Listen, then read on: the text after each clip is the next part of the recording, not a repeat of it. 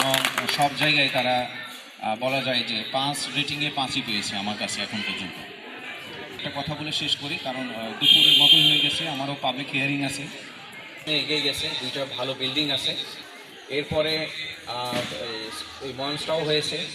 আর যদি কোনো ক্ষেত্রে সহযোগিতা প্রয়োজন হয় আমি চেষ্টা করব, যদিও দাপ্তরিকভাবে আমাদের খুব বেশি দিন হয়তো এখানে আমাদের সুযোগ নেই, আমরা এডিসি বা অন্য উচ্চতর পদে আমাদের পদায়ন হবে। তারপরও আমি যাওয়ার আগে চেষ্টা করব কোনো একটা কাজে, একটা বড় ডেভেলপমেন্ট কোনো কাজে যদি সহায়তা করতে পারি। এক, দ্বিতীয় হচ্ছে শিক্ষকদের প্রতি এবং শিক্ষার্থীদের প্রতি সব কিছুই পরিপাটি। এখানকার শিক্ষার্থীরা পরিশ্রমী, খুব ডিসিপ্লিন, শৃঙ্খলার মধ্যে থাকে। বিদ্যালয়ের প্রাঙ্গণটা দেখলেই বোঝা যায় যে খুব পরিচ্ছন্ন, একেবারে সব কিছুই পরিচ্ছন্ন, সুন্দর করে সাজানো।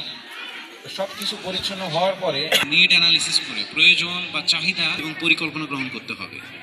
অর্থাৎ আমার শিক্ষার্থীরা যদি দেখা যায় যে 50 জন পরীক্ষা দিল, 50 জন পাশ করেছে, একজন বা দুজন এ প্লাস পেয়েছে, আর 10 জন অ্যানালাইসিস করতে হবে কোন সাবজেক্টগুলোতে আমাদের মেয়েরা এ প্লাস কম পাচ্ছে, সেটা নিয়ে প্রয়োজন নিয়ে তার যোগ্যতা স্কিলটা ডেভেলপ করাতে হবে। একই সাথে সারপ্রাইজ টেস্ট হতে পারে এবং শিক্ষার্থীদেরকে আরও বেশি মনোযোগী করার ক্ষেত্রে বিভিন্ন স্ট্র্যাটেজি গ্রহণ করতে হবে। প্রতিটা শিক্ষক যদি মনে করে, আমার ক্লাসে মনে করেন বিজ্ঞানের শিক্ষক মনে করলো, ক্লাস 10-এর ফিজিক্সের টিচার মনে করলো, সেখানে 30 জন সায়েন্সের ছেলে মেয়ে আছে, সে মনে করলো আমি এখান থেকে 10 জনকে ফিজিক্সে এ প্লাস পাবো। ইংলিশের টিচার মনে করলো আমি 10 জনকে এ প্লাস পাবো ইংরেজিতে। বাংলা টিচার মনে করলো আমিও 10 জনকে এ প্লাস পাবো। তাহলে যদি 11 জন শিক্ষক যদি 11টা সাবজেক্টে যদি প্ল্যান করে